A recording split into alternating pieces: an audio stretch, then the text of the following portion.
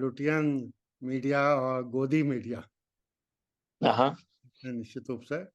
और जो मुझे लगता ये है कि गोदी media is pro Modi and Lutyens media is against Modi.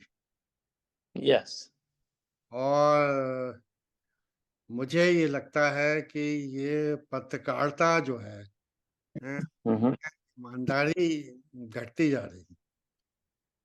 Lutyens Delhi भी झूठ बोलता है, और कभी-कभी गोदी मीडिया भी ट्विस्ट कभी करता कभी है फैक्ट्स एंड फिगर्स को। ये देखो, ईमानदारी ना होना किसी भी देश के लिए कितना घातक हो सकता है, ये चिंता का विषय है। चिंता इस बात की है, देखिए अरुण कुंद्रा जी, कि इस देश में पढ़े-लिखे लोग कम हैं, निश्चित रूप से, और जो अनपढ़ हैं, उनका परसेप्शन इससे बनता है कि आप कितनी जोरदार तरीके से झूठ बोल सकते हैं। आप देखिए किसी भी केस में या वाद-विवाद प्रतियोगिता में भी आपने देखा होगा कि जब पक्ष का आदमी बोलता है तो लगता है वो भी सही बोल रहा है, और जब विपक्ष का बोलता है तब भी लगता है सही है। अब दिक्कत इस बात की है कि विपक्ष जो है हिंदुस्तान में 60% एक तरह से है, और पक्ष जो है, जिसको हम कहते हैं कि नोबेल फोर्सेस जो हैं, जो चाहते हैं कि सिस्टम इम्प्रूव हो, वो माइनॉरिटी में आ जाता है। तो मेरा ये मैं आपसे जानना चाहता था कि इसको बैलेंस कैसे किया जा सकता है? वैसे चैनल का ऑब्जेक्टिव था, वो ये था कि अगर हम इस चैनल के माध्यम से ईमानदारी से अपनी बात कहेंगे और कभी भी कुछ भी झूठ नहीं बोलेंगे, तो हमारी क्रेडिबिलिटी बढ़ेगी। हमारा आईआईटी रुड़की का अपना नाम है, ख्याति है। तो अगर हमारे ज़्यादा से ज़्यादा लोग मिल के सही बात करने की कोशिश करेंगे, तो इससे बहुत मदद मिल सकती है। आप क्या सोचते हैं, या आपके पास इसका क्या सॉल्यूशन है? इसके बारे में जानना चाहता देखिए सॉल्यूशन तो मेरे पास नहीं है। लेकिन मेरी जो समझ में आता है वो ये है कि मीडिया जो है वो जाता है रेटिंग्स के ऊपर में, किसकी रेटिंग्स कितनी है। तो जो गोदी मीडिया है उसको फॉलो करने वाले लोग अलग हैं, और जो लुटियन मीडिया है उनको फॉलो करने वाले लोग अलग हैं। जो लुटियन मीडिया के लोग हैं वो गोदी मीडिया नहीं सुनेंगे, और गोदी मीडिया के लोग जो हैं वो लुटियन को नहीं सुनेंगे। बहुत कम लोग हैं जो दोनों को सुनेंगे और बैलेंस व्यू लेंगे। तो उनकी जो रेटिंग जो होती है उसके बेसिस पे उनकी इनकम होती है। तो मेरा एक एक्सपीरियंस ऐसा था यहाँ पे यूएस में कि हमारे यहाँ एक छोटा-सा स्मॉल न्यूज़पेपर है जो कि लोकल टाउन का न्यूज़पेपर है, और अ, हमारी जो प्रॉपर्टी जो है, होटल जो है, और जो हमारा जो बिज़नेस था वो थोड़ा-सा रूरल एरिया में है, और उसमें इलेक्ट्रिक कंपनी जो है वो हमारे यहाँ बिजली चली जाती थी हर हफ्ते 3-4 घंटे के लिए। तो मैं बहुत परेशान था कि यूँ क्यों है? और होता ये था कि जब भी थोड़ा-सा स्टॉर्म आता था, बारिश आती थी, पावर लाइन के ऊपर में पेड़ गिर जाता था और हमारी पावर चली जाती थी। और 4-5 घंटे के लिए हमारा बिज़नेस बंद, होटल में पानी नहीं है क्योंकि हमारा पंप ख नहीं चल रहा, एंड लोग अपसेट हो रहे हैं। तो I got very upset and I told the power company. वो बोलते हैं कि हमारे यहाँ दूसरी प्रायोरिटीज़ हैं, हम लोग यहाँ पे पेड़ नहीं काट सकते क्योंकि we have to invest money in somewhere else. मैंने बोला I am your customer too and I pay almost $7,000-8,000 a month in your electric bill. तो नहीं सुना उन्होंने, आई sued them.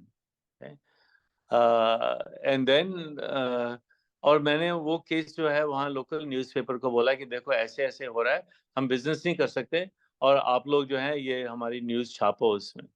तो उन्होंने नहीं छापी क्योंकि they are getting money from the power company for advertisement. Okay, they didn't want to jeopardize that income from the power company. They never published that. They never said anything about us. So media का यही है, उनको पैसे कहाँ से मिलते हैं, कहाँ से सर्वाइव हो रहा है? Based on ratings, they get advertisements and all that. So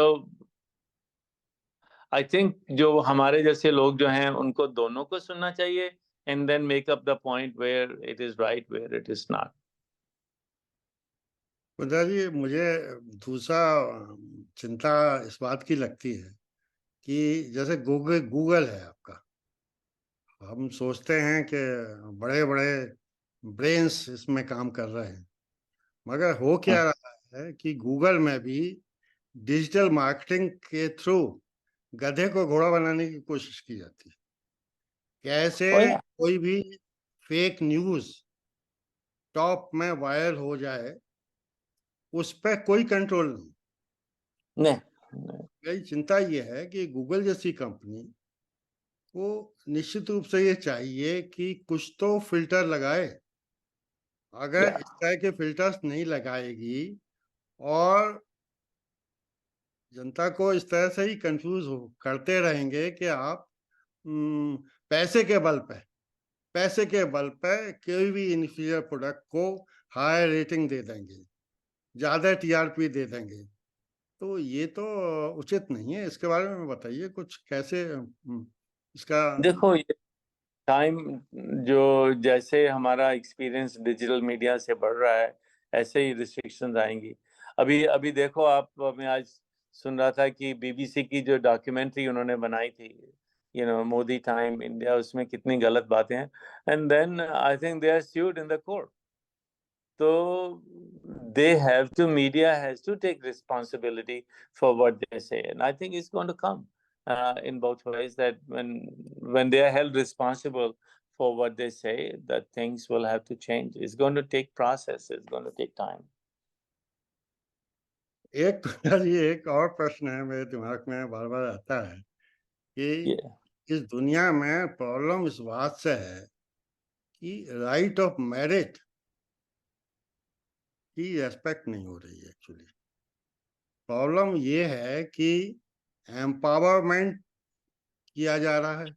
empowerment weaker का हो, इसमें कोई दिक्कत वाली बात नहीं है, मगर इस हद तक हो जाए कि राइट ऑफ मेरिट और रेस्पेक्ट ऑफ मेरिट नेग्लेक्ट होने लग जाए, तो इससे तो किसी भी ऑर्गेनाइजेशन का, किसी भी देश का या दुनिया का भला नहीं हो सकता।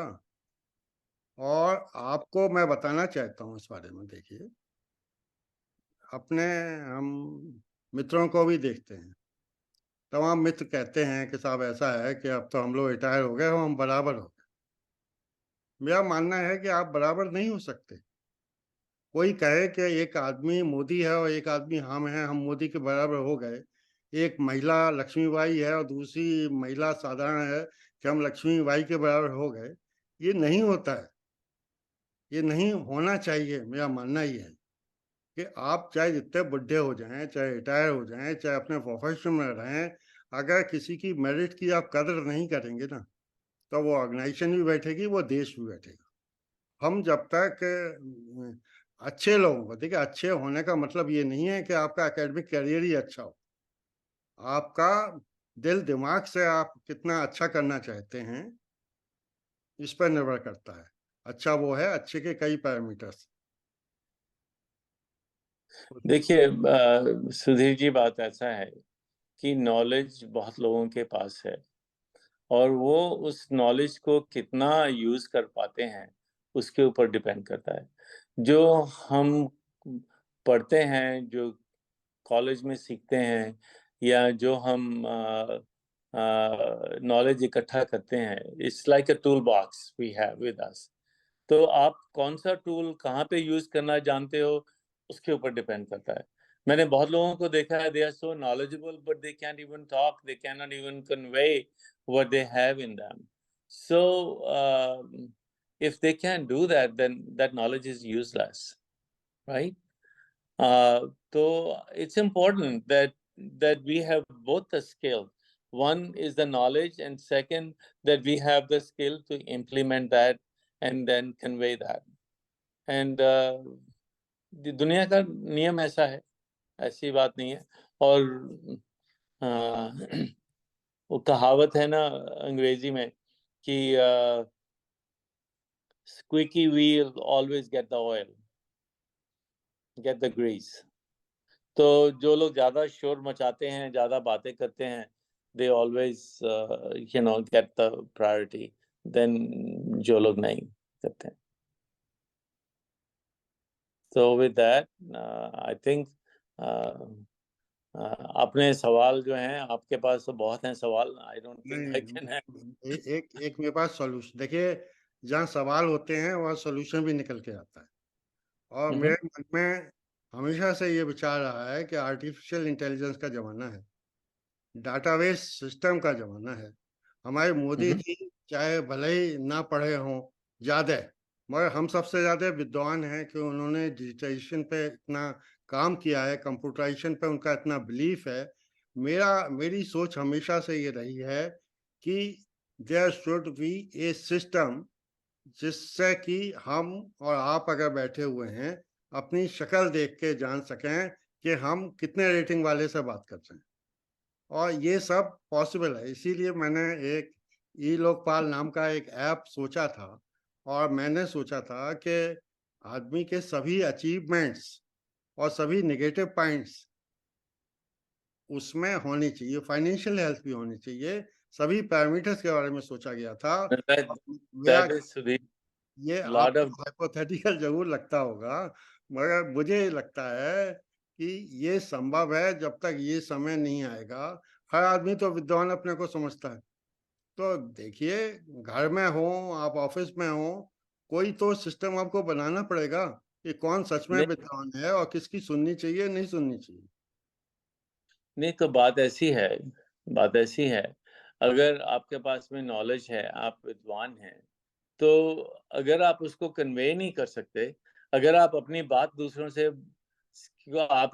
को अपनी राय से मिला नहीं सकते, तो किसकी प्रॉब्लम है ये?